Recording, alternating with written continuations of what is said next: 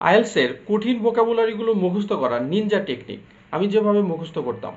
Suppose আপনি Cambridge listening, reading, speaking বা writing পড়তে যে কঠিন ভোকাবুলারিগুলো পাবেন, যেখানেই পান না কেন আপনি প্রথমে সুন্দর করে একটা খাতায় লিখে রাখবেন। আমি সরেজমিনে একটা এক্সাম্পল দেখাচ্ছি।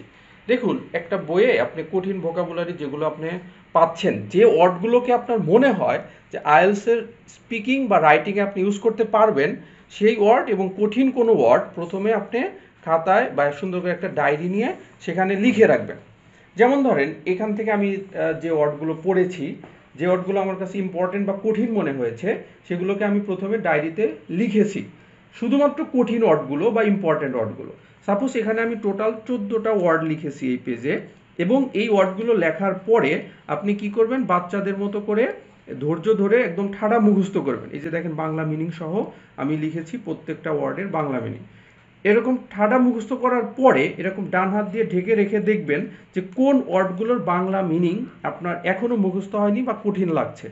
সো যেগুলো কঠিন লাগবে সেগুলো আপনি একটা কোনো মার্কার নিয়ে এভাবে দাগিয়ে রাখবেন। যে ওয়ার্ডগুলো আপনি দাগিয়ে রাখবেন, কঠিন ওয়ার্ডগুলো, এখন শুধুমাত্র সেই ওয়ার্ডগুলোর উপর আপনি আক্রমণ চালাবেন। সো এই কঠিন ওয়ার্ডগুলো বারবার পড়ার কারণে আপনি দেখবেন ওয়ার্ডগুলো আর আপনার কাছে ওই রকমভাবে কঠিন লাগবে না, একসময় মুখস্থ হয়ে যাবে। পরের দিন আপনি যখন আবার নতুন ওয়ার্ড লিখবেন বা নতুন পড়া শুরু করবেন, তার আগে এই কঠিন ভোকাবুলারিগুলো আপনি মুখস্থ করে নেবেন। একসময় আপনার এমন হবে যে এই কঠিন ভোকাবুলারি বা কঠিন ওয়ার্ডগুলোই আপনার কাছে সবচেয়ে সহজ হয়ে গেছে। শাহিন, কঠিন ভোকাবুলারিটারে ধরে ফেল। এরকমভাবে দেখেন, আমি সাইফুডসের এই বইটা, এটা প্রায় 367টা পেজ রয়েছে।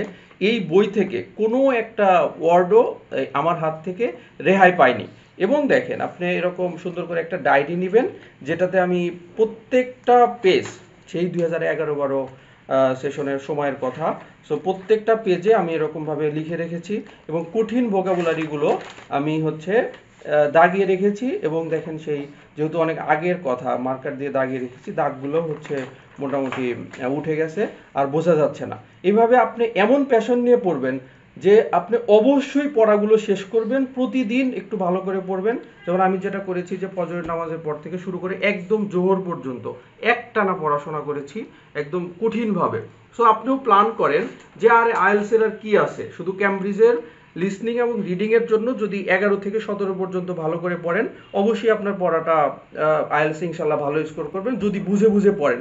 রাইটিংয়ের জন্য 30টা মডেল কোশ্চেন নেন টাস্ক 2 এর জন্য, টাস্ক 1 এর জন্য একাডেমিকে 7টা টাইপস থাকে, 14টা নেন, জিটির জন্য 3 থেকে 9টা নেন। আর স্পিকিংয়ের পার্ট 1 এর 40টা স্যাম্পল কোশ্চেন নেন, পার্ট 2-তে 9টা, পার্ট 3-তে 30টা মডেল কোশ্চেন নেন, নিয়ে এগুলো একটু ভালো করে পড়েন যাতে আপনার আইডিয়া আসে আর ভালো করে ফাইনাল পরীক্ষায় ভালো একটা স্কোর করতে পারেন। সো শুধুমাত্র ভোকাবুলারি পড়লেই পুরো মিনিং কিন্তু বোঝা যায় না। পুরো মিনিং বোঝার জন্য আপনার রিডিং হ্যাবিটটা বাড়াতে হবে। আর রিডিং হ্যাবিট বাড়ানোর উদ্দেশ্যে আমরা ক্যামব্রিজের 11 থেকে শুরু করেছি একাডেমিক রিডিংয়ের বাংলা অনুবাদ। আমাদের ইউটিউব চ্যানেলটাতে আপনি যদি একটু সার্চ দেন, যে আবিরান শামীম ভাই লিখে সার্চ দেন, দেখবেন আমাদের ইউটিউব চ্যানেলটা আপনি পাবেন। এবং আইএলস স্কুল বিডির ইউটিউব চ্যানেলটা আপনি পাবেন, আবিরান শামীম ভাই লিখে সার্চ দিলে। এখানে যদি আপনি যান এবং এটার প্লেলিস্টে যান, দেখবেন যে বাংলায় অনুবাদ, বাংলায় অনুবাদের একটা প্লেলিস্ট আছে, ক্যামব্রিজ রিডিং প্যাসেজ অনুবাদ। সো এই বইয়ে ক্যামব্রিজ 11 থেকে শুরু করে টেস্ট 1, টেস্ট 2, টেস্ট 3 এইভাবে ধারাবাহিকভাবে দেওয়া হচ্ছে। আপনি আমাদের ইউটিউব চ্যানেলটাতে একটু কাইন্ডলি সাবস্ক্রাইব করুন এবং নিত্য নতুন অনেক এখান থেকে ভিডিও পাবেন।